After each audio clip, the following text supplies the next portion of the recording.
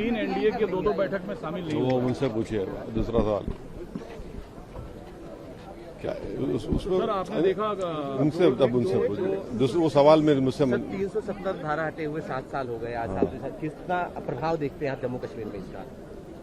देखिए आज भी वहाँ पर खत्म कारदगिरी हो रही है और मेरा आज भी मानना है कि वो सुप्रीम कोर्ट का फैसला ज़रूर आया, हम उसकी इज्जत करते हैं। मैं उसको सुप्रीम कोर्ट के फैसले को हम गलत मानते हैं कि वो अनकॉन्स्टिट्यूशनल तरीके से उसको हटाया गया था और अभी तक उसको स्टेट का दर्जा नहीं दिया जा रहा है। ये चीज़ है। विपक्ष स्टेटहुड की बात कर रहा है लगातार। हाँ, तो वादा किया था यहाँ पर पार्लियामेंट में सरकार ने, इतने साल अगर हो गए तो स्टेटहुड क्यों नहीं देते? आप देना चाहिए। और फिर एक गलत तरीके से वहाँ पर कॉन्स्टिट्यूंसी को आपने तोड़ा। अनंतनाग की पार्लियामेंट सेगमेंट जो है वो जम्मू में जाकर खत्म होती है। 2 एडमिनिस्ट्रेटिव यूनिट्स का वहाँ पर कोई मेल नहीं है। पॉपुलेशन जो आप देख लीजिए, तो ये सब कश्मीर में हो रहा है। केशव प्रसाद ने पीओजेके में जिस तरीके से शांति है उसकी तुलना जम्मू कश्मीर से की है। पीओजेके में जो हो रहा है मैं उसको कंडेम करता हूँ। जिस तरीके से वहाँ पर लोगों को मारा जा रहा है वहाँ की सरकार की तरफ से, मैं उसको कंडेम करता हूँ। केशव प्रसाद मौर्य ने मदरसा पर सवाल उठाया ये कहते हुए कि मदरसा में जो लोग पढ़ते हैं वो किस माइंडसेट के बनते हैं, ये सबको मदरसे से आतंकवादी निकलते हैं जो उन्होंने हाँ, ये बोलना आप अल्फाज को चाप के क्यों बोल रहे हैं? लगता है मोहब्बत है क्या कोई?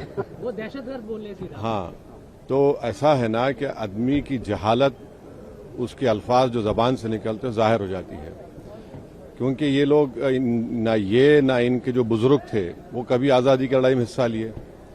यही मदरसे थे जिन्होंने 1857 की जंग आज़ादी से पहले भी और उस वक्त भी जिहाद का फतवा दिया था।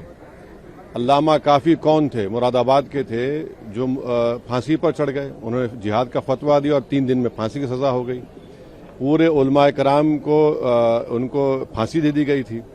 तो प्रॉब्लम केशव प्रसाद मौर्य की सोच में है, क्योंकि उनकी जो आइडियोलॉजी संघ परिवार से ताल्लुक है। संघ परिवार का तो कोई लोग मरा ही नहीं ना जंग आज़ादी की लड़ाई में। उलमाए कराम अपनी जानों को दिए और इसीलिए उनकी जहालत और उनकी नफरत इस्लाम और मुसलमानों के जिक्के आती है। तो उनको चाहिए कि हिस्ट्री पढ़ें। अगर उनको पढ़ना नहीं आता तो किसी से पढ़वा लें और देख लें, उनको समझ में आ जाएगा। और मैं कंडेम करता हूं, मदरसों से दुश्मनी क्यों है आपको? आर्टिकल 25, आर्टिकल 26, आर्टिकल 29, आर्टिकल 14 क्या कहता है? तो ये बात कर रहे हैं तवज्जो हटाने के लिए राम मंदिर से चोरी जो हुई है, इसीलिए तवज्जो हटाने के लिए इस तरह की बकवास अनाप शनाप बक रहे हैं। गिरिराज सिंह ने आज कहा है कि महबूबा मुफ्ती आतंकी हैं। उन्होंने कहा, अरे भाई, आप ही तो अलायंस किए थे उनके साथ। हाँ। बैठ के आपने ढोकला खाया था उनके साथ, वो क्या था फिर?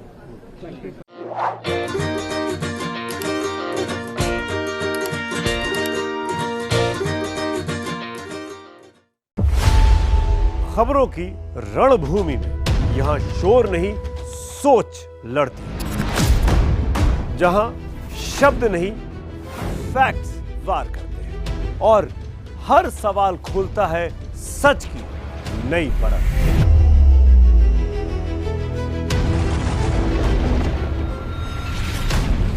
चक्रव्यूह आपके अपने सुमित अवस्थी के साथ सोमवार से शुक्रवार शाम 6:57 पर टाइम्स नाउ नव भारत पर।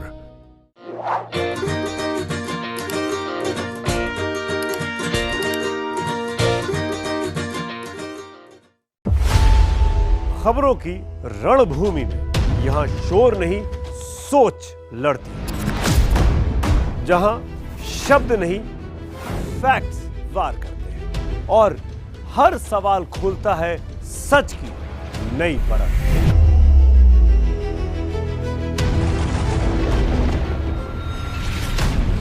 चक्रव्यूह आपके अपने सुमित अवस्थी के साथ सोमवार से शुक्रवार शाम 6:57 पर टाइम्स नाउ नव भारत पर।